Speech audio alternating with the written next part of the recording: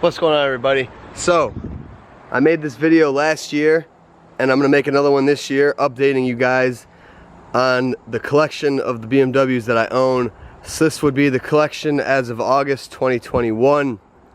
If you watched my video from last year, I think that was July of 2020, a few things have changed, a few cars have gone, a few cars have come, so here they are, and I figured let's make a video. I'll walk around and show you guys all the cars, let you guys know what's in the future for them, what's done to them, kind of just quick overviews. I have videos on all these cars if you're not aware of them, but it took me a while to set this up. It's harder than it may seem to set up all these cars in the driveway, but watching this, looking at this is a dream. It's my childhood dream come true, so I just want to share it with you guys. I'm super stoked to finally make this video. I've been meaning to make this for a while, but I wanted to wait until an E24 could be in it. So now we're gonna make it. Alright, so I'm kind of fighting the rain here. I'm hoping it doesn't rain because these cars are all clean, fairly clean. So I'm just gonna dive right into it. We're gonna start off with the E46 and we'll work our way back. So this is my 03 E46 M3. This car has been here for many, many years. This is actually the first BMW I've ever owned. Talk about starting with you know, top tier here. But as you can see, it's on HRE 525s. If you watch my recent videos, I just rebuilt these and fit them, and I'm in love with how it looks. Broadway coilovers, status grup front lip, car's silver gray on black Napa interior. I believe Napa is what the E46 black is called. It's SMG, sorry to disappoint you guys, but yeah, inside not much crazy. Just got the Storm Motorworks knob and the Gator ring. I used to have a wheel in this car, but I got rid of it because I wasn't a fan of no airbag and no horn.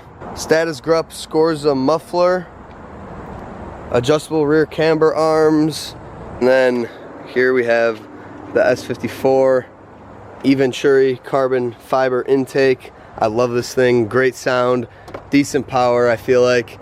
Otherwise, I got a build journal B-spec tune on this thing, and aside from that, pretty much just maintenance and keeping it nice. This car has low miles and it will stay that way, not because I care, but because that's just what it kind of turns out to be, the way I drive it. I take really good care of this thing.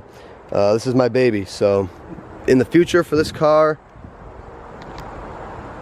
nothing really crazy is gonna happen to it. I'm not gonna do any, you know, I'm not gonna, do any force induction. I'm not gonna change anything crazy on it. So this is kind of is what it is. A lot of people ask for more videos on this car, but there's just not that many things I could do to a car that's pretty much done. I've done a lot of maintenance on this car, and it truthfully just does not get driven enough to need that much maintenance. Like it sees maybe like 1,000 miles a year, which I hate, but it's just kind of how things work out with all the other cars and stuff like that. Next up in the line is the E36 M3. This is a 1999 M3, and you can see, as you guys know from my videos, pretty modified. So BBS Kershers, Broadway static, felony form wide body. We got the new CCA badge on the hood grill. I actually kind of like that. Beamer World RS front lip.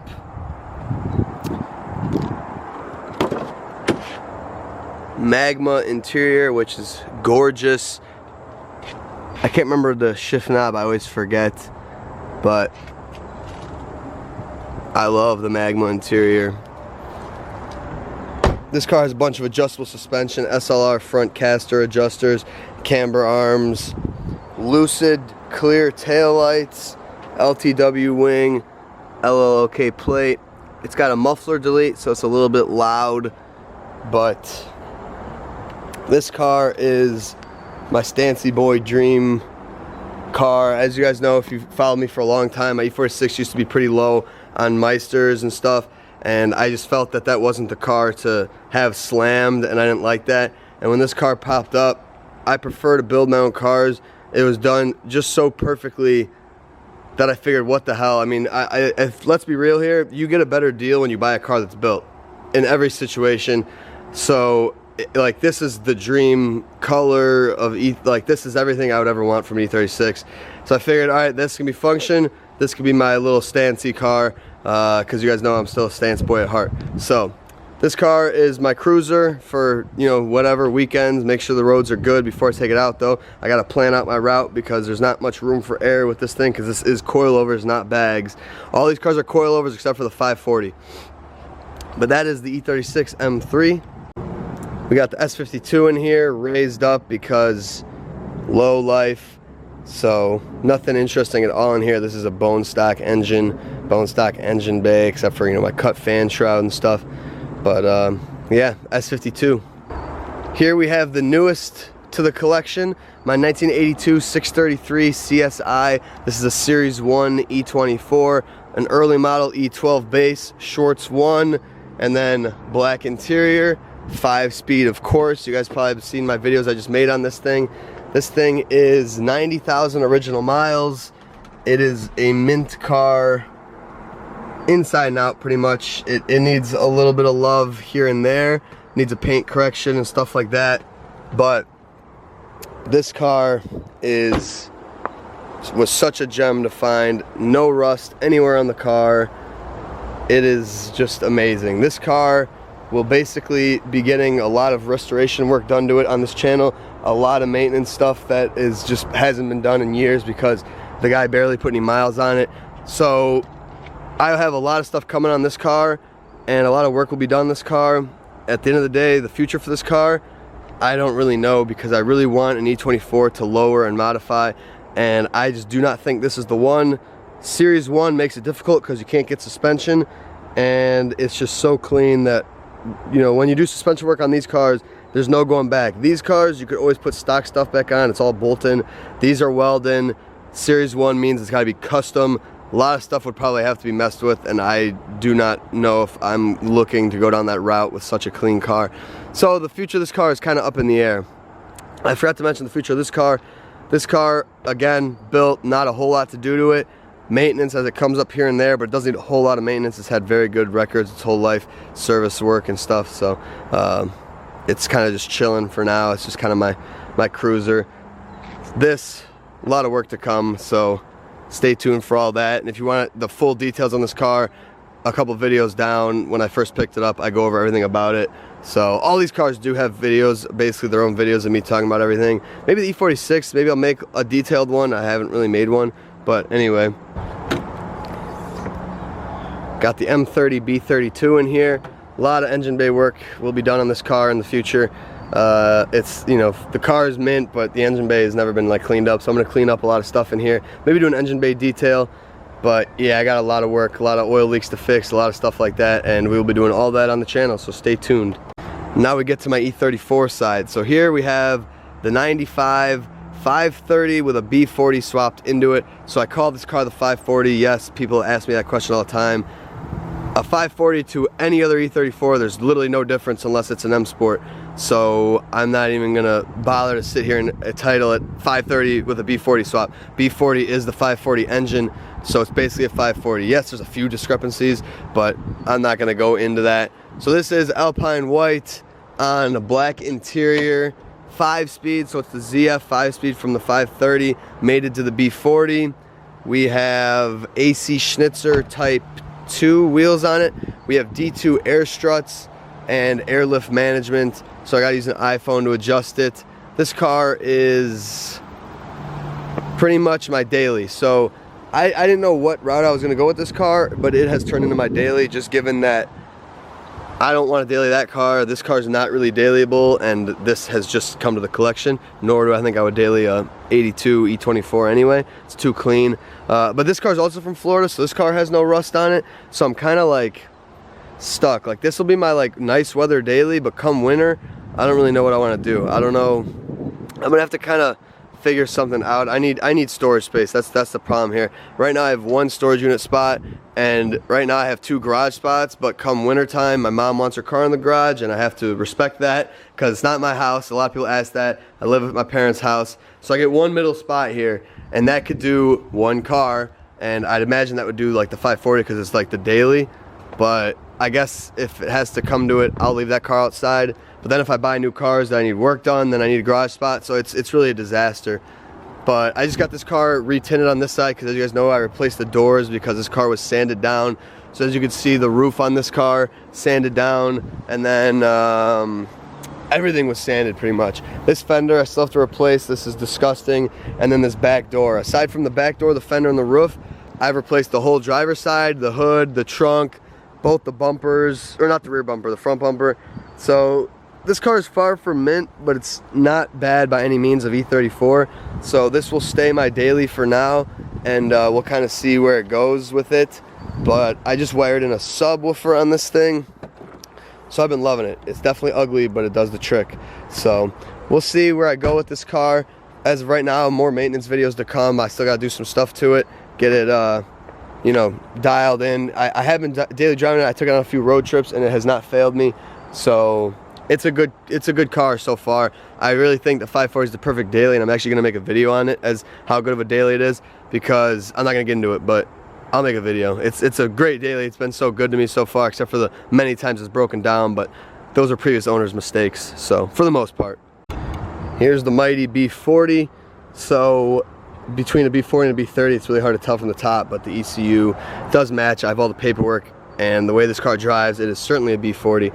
So here is the B40. Nothing major in here. It's got a tune that makes it burble, and I despise it. Muffler delete, cat delete. So it smells, but it's a pretty powerful car, and it's a lot of fun. It sounds really badass. And then last but not least, the car that I've been through the most with, aside from years wise with that, this car has been through a total loss, engines, turbos, wheels, suspension. I have done everything on this car. This is my 1992 525i T turbo. That's a joke, but yeah, 525i with a turbo on it. You guys know this car. I've made a lot of videos on this car. I'll do a quick little overview. Calypso red, resprayed, black roof. Paint is in need of a lot of work. OZ Mito 2 wheels, BC coilovers. We have a cut up Alpina front lip to accommodate my intercooler piping. That will be getting redone very soon. Euro headlights. Black interior. Obviously, I don't think I could own an E34 that didn't have a black interior. Momo prototipo wheel. Condor shift knob. I 3D printed this gauge holder. That's my AFR, water, and oil pressure gauges. Black suede headliner. I forgot to point out the E34 or the 540 has a gray suede headliner, but the engine bay is where it's at in this car, so let's just go there. So we got an M50 B25 with a turbo on this thing. So this car makes 421 wheel at 24 PSI on E85. Whole set HX35 turbo, which is maxed out.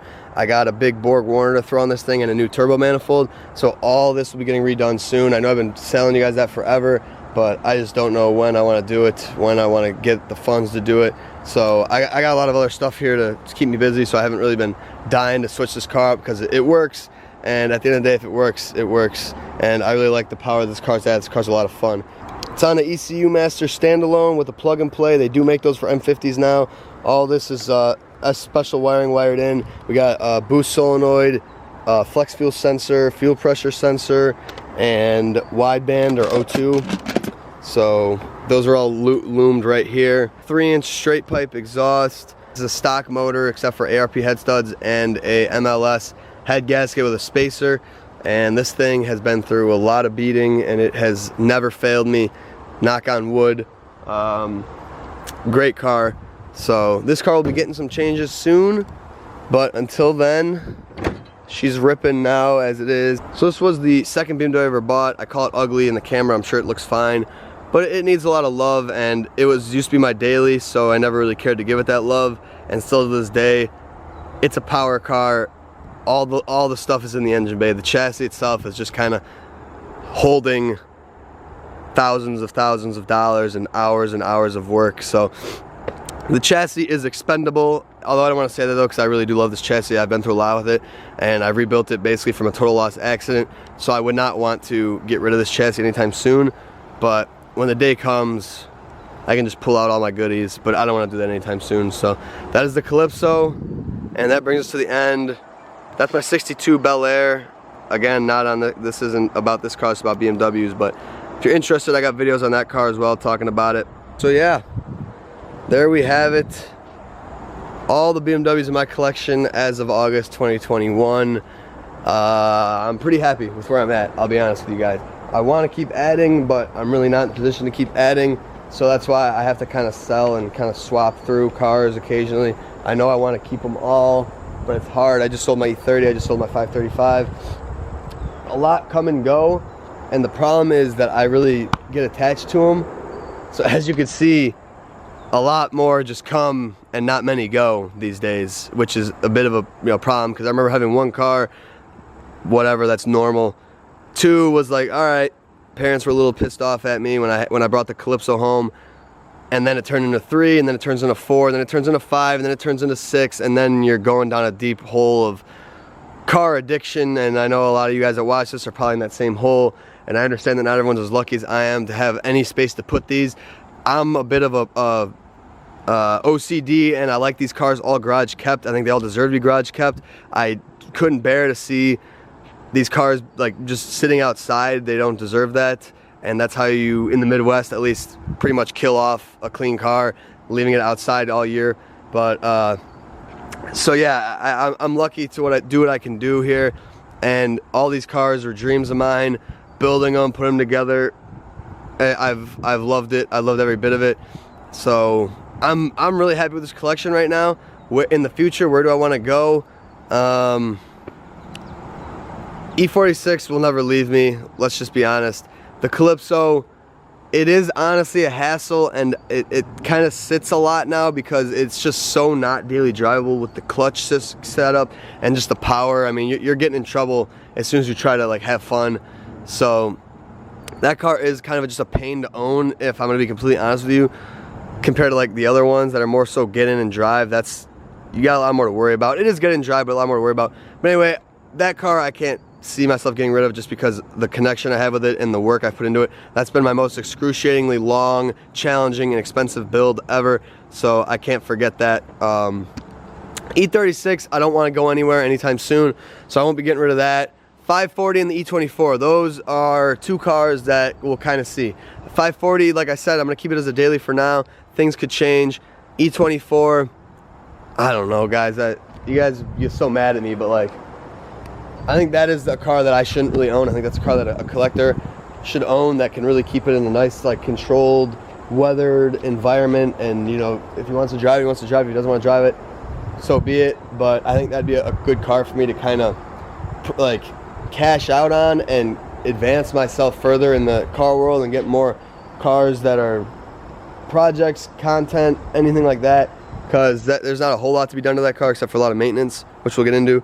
So yeah, I'm not really sure where we'll go, but that's the collection for now, and it has been a dream to obtain these cars and to work on these cars. And I wish I started YouTubing right from the start of my BMW addiction, because that would have been 5 years ago, and I think we'd be up there with some of the bigger YouTube channels. It's just hard to grow on YouTube these days, just because you got those big guys that are kind of already, you know, monopolize the car YouTube. But whatever, I'm gonna keep, you know, doing what I do. If I'm gonna be doing it anyway, I might as well film.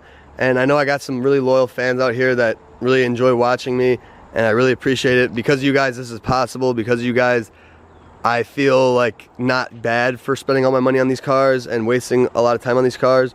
Because, you know, I'm teaching people things, I'm entertaining people, or I hope I'm doing those things. So yeah, anyway, that is the collection as of August. Thank you guys so much for watching. I hope you enjoyed. A lot of talking, but I hope the cars are cool enough to keep you to the end. So thank you for watching, and I'll see you in the next one. Peace.